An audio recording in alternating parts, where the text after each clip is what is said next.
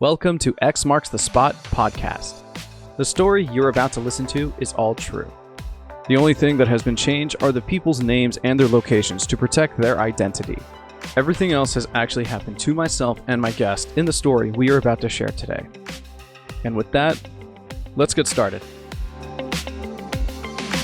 Hi everyone, welcome to X Marks the Spot, the podcast. I am your host, Will, and today's drink we are having just some nice beer, some nice Icelandic beer. It's a white ale. If you know what it is and you're drinking one right now, cheers to you, my friend. And today's episode is actually going to just be me talking. I'm actually going to be diving in a really weird relationship that I once had. So the backstory of this, I was in my, I'm going to say early 20s. I might have actually been 20 at the time. And I just started college. I was going to community college back in my hometown. I was using one of those very first online dating websites because I wasn't very sociable. I was super shy at the time. What ended up making it really interesting was this person and I were actually connecting. We were actually talking. So during this whole entire time, we were actually messaging each other for a couple months. Here and there, I was, again, because I was so shy, I never asked her for her number. So I'm sure with the whole online dating background and everything, she was probably a little suspicious that maybe I was trying to catfish her. I was also kind of suspicious on the fact that she might have been trying to catfish me because she was gorgeous. She was absolutely my type. She was this punk rocker chick and loved the same music, the same show. So I was like, no, there's no way, there's absolutely no way that this same person is into me.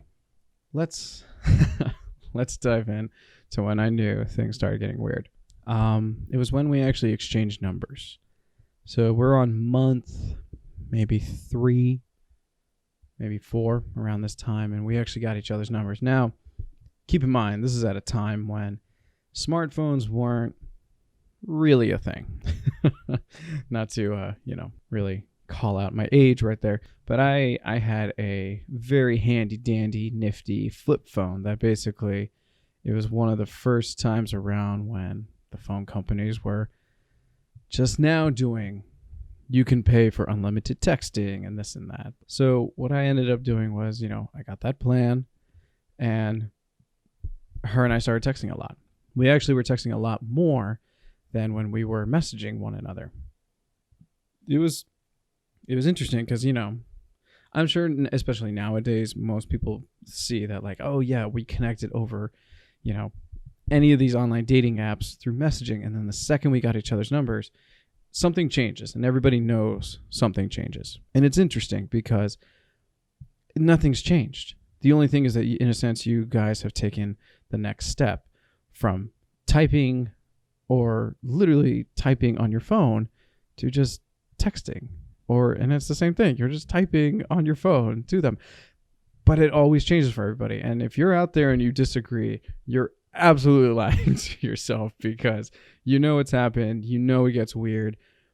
And I don't know if it's because things are getting, in a sense, more of a commitment because the next step is you're going to have to go on a date. Along this whole thing, we're going to call her Chaos because that's what she initially ended up bringing for me. Chaos and I were talking. We're almost on like month 5 here. And I suggested, hey, we've been talking for so long. We've only seen each other's pictures. We should go on a date. She was absolutely 100% for it. And the other thing was because I was going to school and I was working full time, she was doing the same. So our schedules weren't really lining up. Like, she could meet up on Saturdays, but I would work Saturdays. Or, she's like, hey, I have Thursday off. And it's like, I have class all day. We try and make it work here and there. And thankfully there wasn't like the, Wednesday doesn't work for me because it just doesn't work for me. You know how some people just really want to get flaky and are getting very nervous and they basically just don't want to meet you. It's not really anything against you. It's just it's terrifying to meet anybody in person, especially when you've just met them online. You have no background of who they are, if, they were a friend of a friend, or, they're someone's like coworker. You know what I mean? It's scary to literally meet anybody, especially when, you're hoping, there's some intimacy, there's some chemistry, there's anything between you two. And it's always a gamble. We never actually went on our date. And the reason is because she just ended up disappearing, in a sense. She stopped texting me one day. And again, keep in mind, like, this was like after 2 weeks of us trying to figure out, like, oh, there's got to be a day we can meet. And I was like, even if we just meet up for coffee for like 1 hour, like, something, we have to meet up for something. And we never did. It was really weird. And then she just stopped responding one day, and that was it. I grew up with a lot of female friends, and so I knew at a certain point, like, stop bothering somebody. If they are not replying, if they are not responding to you, it's because they're not interested or they met somebody. And again, I was a shy kid, this and that, and I didn't have a lot of self-esteem. So it really came down to the point of, yeah, I get it. Like, I see who I see in the mirror, and I understand. Like, nobody wants me. I laugh because it's the insecurities coming back. I kept trying, but it wasn't really the same with online dating, mainly because I thought I met someone who was nearly perfect. Like, at least, written down, like, pro cons list. Like, there was a lot more pros than cons, as opposed to some of these others where I was like, they don't really like the same music or shows or really anything.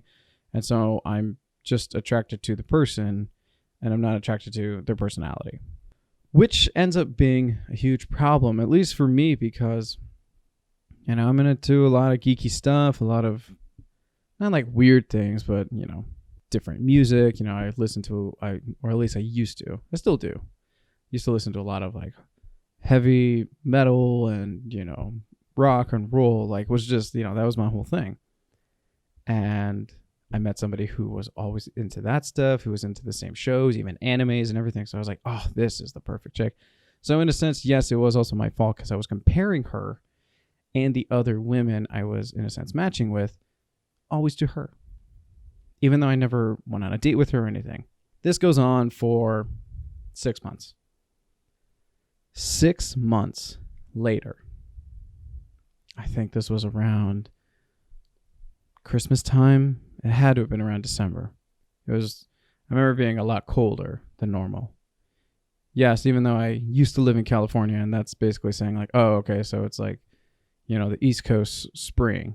Yes, but out there, we're kind of cowards when it comes to the weather. And anybody listening from California, it's true. Like, the second it drops past 65, we're freezing and we need, like, burkas. So yes, it was a cold winter December. And I remember I was watching a movie or something. I don't remember what. I just remember this moment because it was so interesting. So I get a text message, and it's her. It's Chaos. She was like, hey, how have you been? I'm so sorry. And, I was a little hesitant on replying back, only because, it's been 6 months. Like, what the hell? And I didn't say any of this. I was actually more on the end of, like, being excited that she even reached out, because, yeah. Like, yes, a girl reached out to me. I am a man. Like, that's how I was thinking when I was younger. I wasn't thinking more along the lines of, oh, this person is just probably going to try to use me, or, lost out on the other person and is now just, like, coming back for me, and I'm basically picking up the scraps. We started chatting again. It was going really well. We caught up on a lot what happened in the 6 months. She actually asked if I was, seeing anybody. I wasn't at the time. And so we, decided, like, hey, we should hang out sometime and everything. And then I don't know why, It was around that moment I asked her, like, if she was seeing anybody, because I realized I hadn't asked her. She asked me, like, making sure, and then, I had to ask her because that's what you do, just to make sure, like, that person is still single, and you don't go on a date and they're like, oh, no, like, I have somebody. And it's like, you could have mentioned that at any point. That's almost been a thing for me. I'll quickly touch base on that. So I have been to, quite a few parties and everything, ended up talking with a few great women, and then end up finding out, they end up having somebody. And I'm not saying anything along the lines of like they should have said something in the beginning. No, I'm not saying any of that. Absolutely are okay to say, hey, I was just seeing this as a friend, whatever. It was just more along the lines of, it was very clear I was flirting with them. And there's just at some point, even just dropping a story of, this one time my boyfriend and I, or my girlfriend and I, anything like that will make anyone with a good, head on their shoulders, realize and change gears. And they will be like, oh, cool. And then you'll know instantly, all right, this person is off limits. Now, that has happened to me a few times, but it gets almost interesting when you're like 3-4 hours talking and you're getting along very well. And then you ask for their number or something. And then they go, oh, well, I'm seeing someone. And you're like, oh, you know what? I'm so sorry. I must have missed the signs, whatever. But then later on, I go, interesting. And I was like, I'm pretty sure the entire time, I never was told the story. Anyways, sorry for that sidetrack. Chaos. She tells me finally. I almost was like pulling teeth too when I was asking her. Like, I wasn't really trying to say like, oh, you have to be this and this. It wasn't any of that. It was more along the lines of, why aren't you saying something about like you're not really answering. You're really beating around the bush. You're not, it was really strange. So she finally tells me that she was, and then they broke it off. And she was talking to this other guy, but she wasn't really feeling it. So, all right, cool. We started texting again because we were like planning to actually go on a date. And then she mentioned, and this is where it got weird. This is where I should have seen the red flag. That the guy that she told me about last night, she's like, hey, so we've been on like a few dates. And I was like, oh, all right. So in my head, I think she's preparing me for they're dating. They weren't, according to her. So, all right, great. Fast forward about another week. We're texting. She hits me up and goes, hey, do you have class or work tomorrow? And I was like, no, I don't. Why? What's up? Thinking like, oh, tomorrow we're gonna hang out. We're gonna go do something. And I think the tomorrow was supposed to be like a Saturday, so this was like a Friday night, maybe a Thursday. And she asks if I want to come over. And then we all got to keep in mind right now, it's like 10 o'clock at night. So instantly I go, do I go for the assumption that I am going to get laid? I was on the fence. I was like, we hadn't talked in 6 months. Now we're talking. I was like, she also went on a date with this guy. There's all these factors. There's all these problems that kept coming through. But I was also thinking like, maybe I'm just hanging out with her. So I did prepare just in case. Like, I packed a little bag, this and that. Now this is where it gets great. So I go over to her place, and I hang out with her for the night. Yes, it was about 10:30, almost 11 o'clock at night when I got to her place. So ipso facto, yes, I ended up sleeping with her. Now here's where it gets amazing. So sorry for the graphic details that are going to come up, but if you're listening to this podcast and thinking myself or my guests are not going to go into graphic detail at times, you're highly mistaken. So she finishes. A couple minutes later, I finish. Obviously, I am talking about coming. And then we both lay down.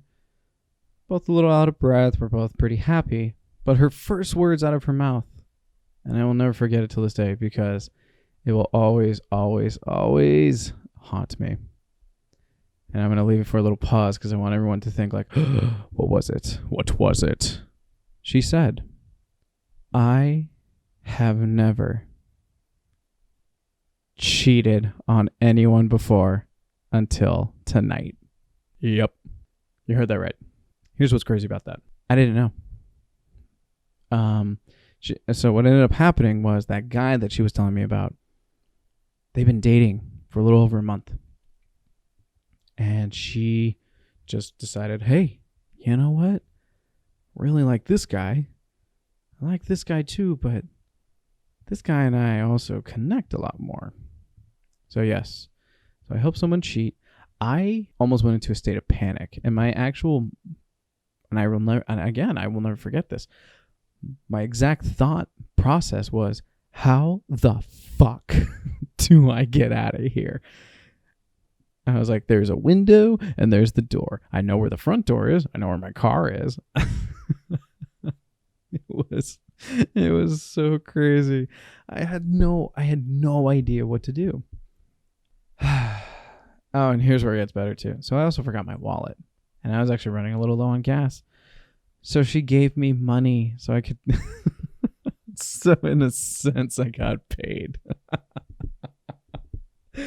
It still cracks me up. I mean, if anything, if anybody really wants to know, I think it was almost $10. So yeah, my price is pretty high if you want to have a good night. It was such a weird drive back. I think I left around like 5 o'clock or so in the morning. And I remember just driving home and thinking, wow, I have to immediately take a shower because I was like, I want to like bathe in acid because I feel horrible. And if you've ever been on that end and you haven't ever felt any guilt or any kind of horribleness around you because you helped somebody cheat, even though, yes, I had no idea, but I still did that. That's terrible. There's no one looks good in this, regardless of how many times I have mentioned this story to my friends and they've been like, but you didn't know, so you're not at fault. I still am. And it still kills me that happened. But this is where it gets funny. So about 2 days go by. I didn't text her the next day because I'm freaking out. What am I supposed to do? She texts me and starts asking me, hey, how have you been? What's been going on? And I was honest. I went, I don't know how to talk to you because I helped you cheat. I was like, and I'm not that person. I'm not that guy. And then she started basically asking like, where's our relationship standing? And I went, nowhere. Because we don't have one. Because you're with somebody. You cheated on somebody. And then she said, yeah, but I cheated on him with you. So that should show you, in a sense, more or less that I'm loyal to you. Like, what the fuck are you talking about?